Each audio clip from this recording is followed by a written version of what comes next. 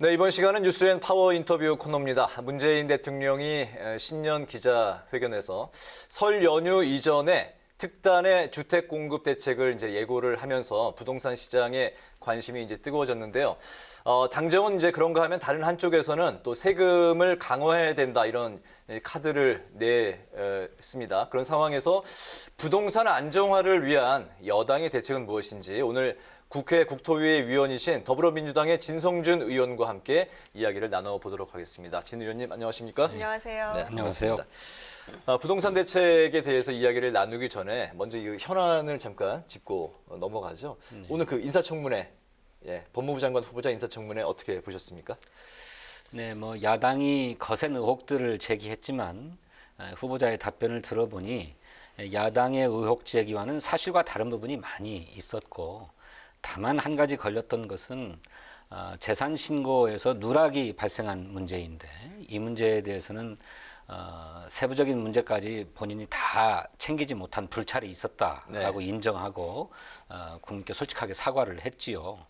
이런 정황들을 보면 핵심적인 의혹들은 다 해소가 되었기 때문에 임명을 하는데 문제가 없지 않을까 이렇게 생각하고 있습니다. 무난하게 임명이 될 거다 생각을 하십니까? 네. 이제 방금 그 국민의힘의 윤희석 대변인 말씀 이제 들으셨죠? 네네. 도덕적 또 법적으로 부적격이다. 또 어제 이제 국민의힘이 사전 이제 모의 테스트하는 성격으로 국민참여위원회도 이제 개최하면서 부적격 판정을 냈단 말입니다. 국민의힘은 인사청문회를 하기 전부터 박범계 후보자에 대해서 이미 부적격이다라고 결론을 내리고 인사청문회에 임했죠. 가령 어제 그 당이 독자적으로 시행했다고 하는 인사청문회도 인사청문회 자체를 무력화시키고 몰각하는 일이죠. 그 인사청문회가 왜 있습니까? 공직 후보자가 본인의 자질과 또 능력에 대해서 국민 앞에 자기의 얘기를 함으로써 국민들로 하여금 그 판단케 하려고 하기 위해서 인사청문회가 도입된 것 아닙니까? 네. 그런데 그 인사청문회 하기 전에 후보자도 없이 자기들끼리만 모여가지고 막 의혹들을 제기했단 말이죠. 이건 진정한 인사청문회가 아니고 정치 공세죠. 당신들도 그 점을 잘 아는 것 같습니다. 정치 공세하려고 했던 것이고 이미 부적격자라고 낙인 찍어놓고 청문회에 임했던 것이기 때문에 야당으로서는 계속 그런 입장을 고수하겠죠. 네. 또 상생연애 3법에 대한 이 야당 측 답변도 방금 전 들어봤었는데요. 일단은 굉장히 속도가 빠른 것 같습니다. 이에 대해서 야당 측에서는 매표 3법이다 이런 말도 나왔고요. 일단은 이 의원께서 생각하시는 이 방안에 대해서 한번 여쭙고 싶습니다. 우선 국민의힘의 문제 제기가 무엇인지 잘 모르겠어요. 지도부는 100조 원의 예산을 들이자. 그리고 더구나 그것도 신속하게 지원이 필요하니까 국회 입법 과정 없이 대통령의 긴급 재정명령권을 사용해서 지원하자라고 지난 4월 달부터 주장해 왔다는 것 아닙니까? 작년 4월 달부터. 근데 좀 늦긴 했지만 이제라도 자영업자나 또 소상공인들이 정부의 행정명령으로 인해서 영업의 손실을 크게 보았기 때문에 이 점에 대해서 국회가 나서서 보상하고 지원하자라고 하는 논의를 하고 있는데 그 법안을 성실하게 협의해서 잘 만들 생각은 안 하고 대통령이 긴급명령권 쓸 수 있는데 왜 안 쓰냐. 또 선거 앞두고 막 돈을 풀려고 하는 거는 그 선거를 앞두고서 선거를 겨냥한 게 아니냐 이런 얘기를 하고 있는데 그것은 앞뒤가 바뀐 얘기라고 생각합니다. 아까 그 점도 분명하게 말씀하지 않았습니다만 대통령이 물론 긴급 재정명령권을 사용할 수 있습니다. 하지만 그것은 국회가 열릴 수 없을 때에 활용할 수 있는 거예요. 국회가 열릴 수 있는데 대통령이 재정명령을 사용하게 되면 그 헌법 위반에 해당합니다. 그러니 섣부른 결정들을 촉구할 게 아니라 전후를 잘 살펴서 지금 당장 어려움에 빠져 있는 자영업자와 소상공인들을 지원하기 위한 논의에 성실한 자세로 임해야 한다 이렇게 생각합니다. 말씀하신 대로 재정 관련 문제가 좀 적잖은 진통이 있을 것으로 예상이 되는데 특히 안철수 대표가 좀 거친 발언을 했어요. 패륜 3법이라고 비난하기도 했는데 이에 대한 입장이 어떠십니까? 그분은 최근에 자영업자 현장을 찾아가지고 자영업이 큰 고통을 받고 있다라고 얘기했는데 그런 고통을 얘기한 지가 엊그제입니다. 그런데 하루 이틀 만에 입장이 바뀌어가지고 지원을 하지 않아야 된다고 얘기하는 것이 무슨 말씀을 하시는지 잘 모르겠어요. 지금은 아무리 서울시장 선거가 급하다 하더라도 그거보다 더 급한 게 국민이 처해 있는 그런 민생의 위기입니다. 이 민생의 위기를 해결하는데 책임 있게 나서려고 하지 않고 그냥 선거만을 염두에 두고 정부 여당을 공격하기에 앞장서고 있기 때문에 그분의 진정성이 어디에 있는지 잘 모르겠습니다. 아, 그렇군요. 네. 근데 재원 마련이 뭐 좀 쉽지는 않은 것 같습니다. 그 국채 형식이 되든 또 뭐 증세가 되든. 그 이제 자영업 소상공인들 또 그 외에 저는 정부의 직접적인 어떤 집합 금지 명령이 아니라 하더라도 네. 코로나 방역을 위해서 사회적 거리두기 정책을 계속 시행해 왔기 때문에 네. 이 때문에 발생한 기업들의 손실도 있고 또 그 때문에 기업에 고용된 노동자들의 소득의 손실도 있다고 생각합니다. 차제에 이렇게 손실 보상이 논의될 때 가급적이면 손실을 본 많은 국민들이 일정하게 좀 그 손실을 보전받을 수 있는 방안을 강구했으면 좋겠어요. 네. 근데 그러자면 이제 많은 재원이 드는 거니까 그게 문제인데 우선 국가가 가장 크게 책임을 져야 된다고 생각합니다. 따라서 당장에 동원할 재원이 없다면 국채를 발행하는 부분도 망설여서는 안 된다. 그런데 문제는 이렇게 공공의 힘만으로는 다 감당하기가 어려울 거예요. 근데 이 코로나 상황으로 모든 국민이 어려움을 겪었지만 그 가운데서도 경제적으로는 호황을 누린 기업들도 있고 부문들도 있어요. 이분들은 호황을 누린 만큼 사회적 기여를 좀 해줬으면 좋겠다. 알겠습니다. 그래서 이제 이익공유제 얘기도 예, 그런 얘기도 나오는 것 거죠. 같은데요. 네, 네. 다음 질문으로 이제 좀 넘어가 보겠습니다. 이제 부동산 이야기. 그 문재인 대통령이 신년 기자회견에서 설 이전에 특단의 공급 대책을 내놓겠다. 그래서 이제 많은 이목이 지금 쏠리고 있는 상황인데 오늘 잠깐 좀 어떤 건지 네. 대략적인 그림을 말씀해 주실 수 있습니까? 앞으로 글쎄요. 20일도 안 남았거든요. 뭐 아직 국토교통부가 발표를 하지 않았고 또 충분히 이 세부적인 안을 지금 작성 중인 것으로 저는 알고 있는데 공급을 하자 그러면 어느 지역에 얼마만한 물량을 공급할 거냐 이걸 구체적으로 설계하는 일이 필요하지 않습니까? 대체적으로 공급의 전략은 서 있는데 네. 그 전략을 구체적으로 어디에 얼마쯤을 공급하겠다라고 하는 것은 현재 관련 기관들과 협의 중인 것 같습니다. 아, 국토위원이신데 아직 예, 그것까지 저에게는 보고되지 않았습니다. 네. 근데 다만 크게 공급 전략은 네. 몇 차례 언론에도 보도가 되고 했습니다만 네, 네. 공공이 참여하는, 공공이 주도하는 재개발과 재건축으로 네. 공급 물량을 확보하겠다라고 하는 네. 것이고 또 두 번째로는 서울이나 수도권을 중심으로 한 얘기지만 역세권, 지하철역이 있는 곳에 저층 주거지들을 개발해서 역세권을 개발해서 공급을 하겠다라고 하는 거고 또 세 번째로는 새로운 택지도 조성하겠다라고 하는 계획까지 가지고 있는 것 같습니다. 이런 것을 획기적으로 공급을 하되 지금은 모든 국민이 집을 살려고 하는 것이니까 값싸게 집을 공급하기 위해서 이를테면 변창흠 장관의 평소의 소신인 공공자가주택 개념으로 이를테면 토지 임대부 분양을 한다든지 환매 조건부 분양을 한다든지 또는 지분 적립식 분양을 한다든지 하는 이런 창의적인 분양 방식을 염두에 두고 있는 것으로 알고 있습니다. 네, 네. 네, 공급 대책에 대해서 이야기를 해주셨는데요. 하지만 우려가 나오고 있는 부분이 있습니다. 네. 현실적으로 공급 물량의 한계가 있고 또 이렇게 공급을 하는 데는 오랜 시간이 걸린다라는 이런 지적인데요. 이 단기간 안에 집값 안정을 기대하기는 어렵다 이런 분석이 나오고 있는데 어떤 입장이십니까? 공급 물량에 대해서는 너무 걱정하지 않으셔도 될 것 같습니다. 저는 획기적으로 많이 공급하겠다고 했으니까 설 전에 발표된다고 하는 국토교통부의 발표는 좀 지켜볼 필요가 있다고 생각하고요. 네. 다만 시간 문제는 뭐 잘 아시는 것처럼 주택이라고 하는 것이 땅에다 짓는 것인데 땅을 갑자기 막 만들어낼 수 있는 게 아니고 또 그 위에 집을 짓는다 하더라도 집이 순식간에 만들어지는 게 아니라 한 1, 2년은 걸리는 것 아닙니까? 시간은 좀 걸릴 거예요. 그러니 당장에 효과가 없지 않겠느냐는 우려가 있을 수는 있습니다만 지금은 이대로 두었다가는 영영 내 집을 장만하지 못하는 게 아니냐는 우려 때문에 추격 매수를 하려고 하는 분들이 많이 있어요. 그런데 한 2, 3년만 기다리면 값싸고 질 좋은 주택들이 많이 공급될 거다라고 하는 확실한 신뢰를 주게 되면 꼭 지금 아니어도 그때 가서 사도 되겠다라고 생각하면서 추격 매수를 좀 자제할 수 있다고 생각하거든요. 네. 이제 그렇게 되면 단기적인 집값 인하 효과도 기대해 볼 수 있다고 생각합니다. 근데 한 가지 우려스러운 거는 이렇게 이제 대량의 공급 대책들을 내놓으면 이 공급 계획이 부동산 투기 세력에게 먹잇감이 될 수 있어요.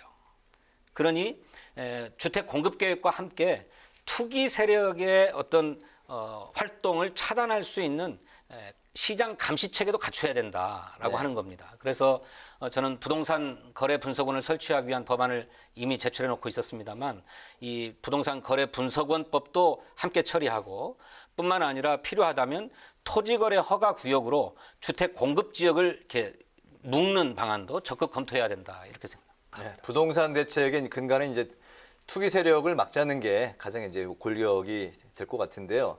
한때는 이제 다주택자 양도소득세 완화설이 이제 피어올랐다가 지금 이제 물 건너가 이제 분위기 같습니다. 네. 6월 양도세 중과는 이제 계획대로 이제 추진하겠다는 입장인 것 같은데요. 네. 양도세 강화가 이제 어떤 효과를 불러올까요? 지금 계속 집값은 그럼에도 불구하고 네. 계속 뛰고 있지 않습니까? 네.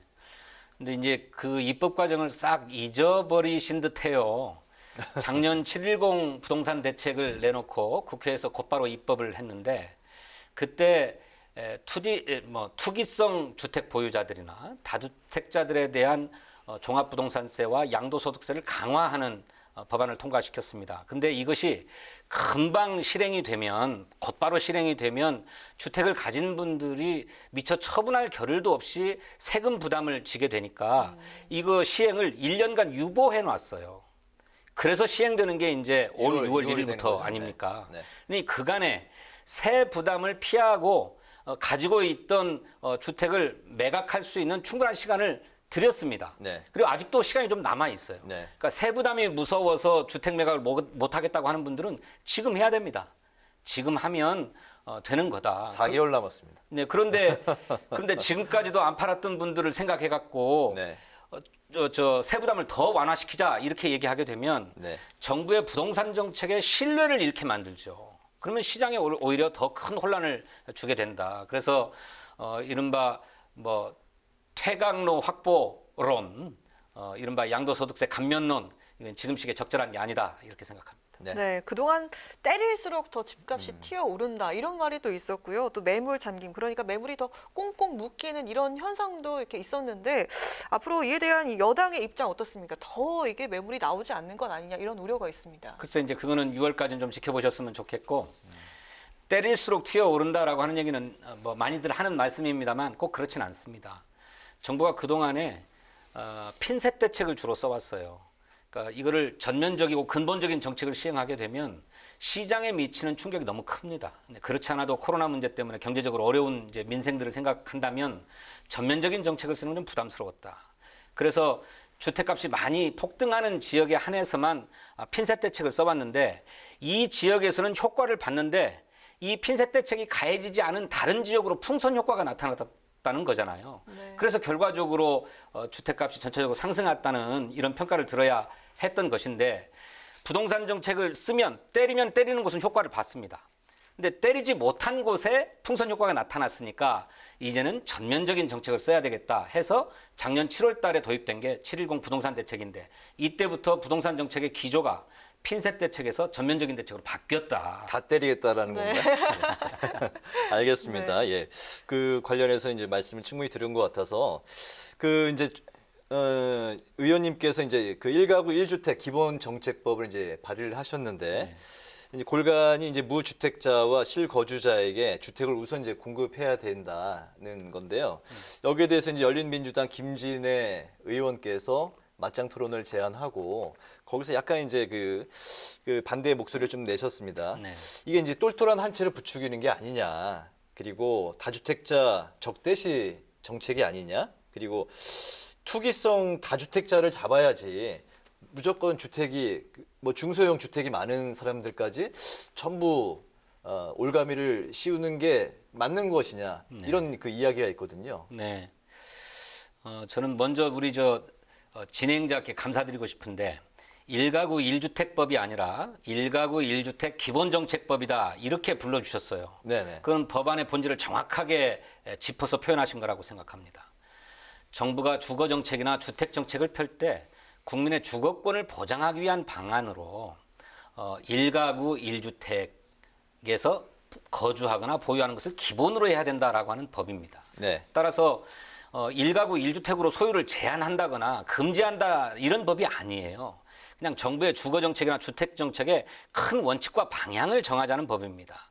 그렇기 때문에 무슨 다주택자를 뭐 적대시하는 정책이다 또는 뭐 주택 시장의 생태계를 잘 모르고 하는 법이다 또는 뭐 똘똘한 한 채를 부추기는 법이다 이런 얘기들은 전부 근거 없는 우려입니다.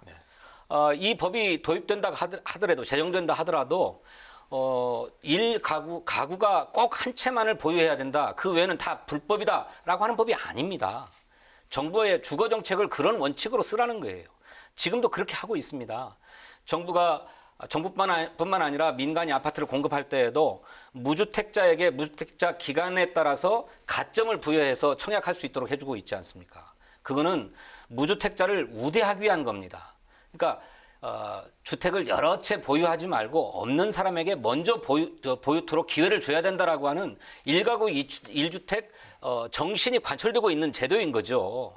그리고 이런 것을 정권이 누구냐에 따라서 바뀔 게 아니라 또 경기 상황이 어떠냐에 따라서 바뀔 게 아니라 국민의 주거권을 실현하기 위해서 기본적으로 견지해야 될 원칙으로 정하자라고 하는 것이기 때문에 김진애 의원께서는 제 법안에 대한 뭐 사회주의법이냐라고 하는 식의 오해는 없으시지만 아까 말씀하셨던 것처럼 그런 점에 있어서 충분한 이해를 못하고 계시는 것 같습니다. 그래서 토론을 제안해 주셨기에 제 법안의 본질을 잘 설명할 수 있는 기회가 될 거라고 생각하고 토론을 받아들였습니다. 그래서 내일 모레 수요일 날 저녁 7시에 KBS 1라디오에서 1대1 토론을 하도록 되어 있습니다. 네, 이번엔 좀 짧게 질문을 드려볼까 하는데요. 너무 길게 말씀드렸죠? 네, 아닙니다. 좋습니다. 예, 여튼 바쁘신 일정을 소화하고 계신데 민생 연석회의 간사이시기도 한데요. 네. 노사정 협상을 또 거듭한 끝에 네. 택배 과로사 대책에 모두가 뜻을 모았습니다.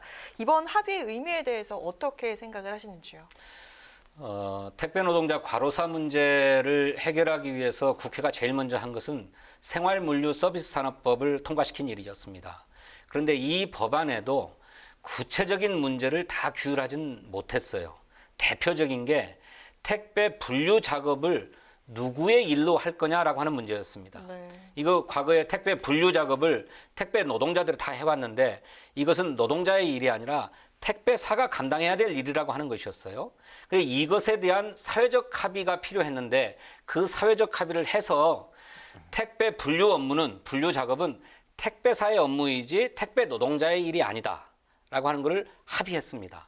그러니까 생활물류법에서 규정하지 못하고 있었던 그리고 택배 노동자의 과로사의 근본 원인이었던 택배 분류 작업에 대한 사회적 합의를 이뤘다라고 하는 것이 큰 의의가 있다고 하겠습니다. 네. 네네. 이게 정말 많은 활동을 하시고 또 누구보다 열정을 가지고 일에 임하시는 네. 것 같다는 생각이 드는데 작년에도 이 열정이 느껴진 눈빛 이거 느꼈었는데 올해도 마찬가지인 것 같습니다.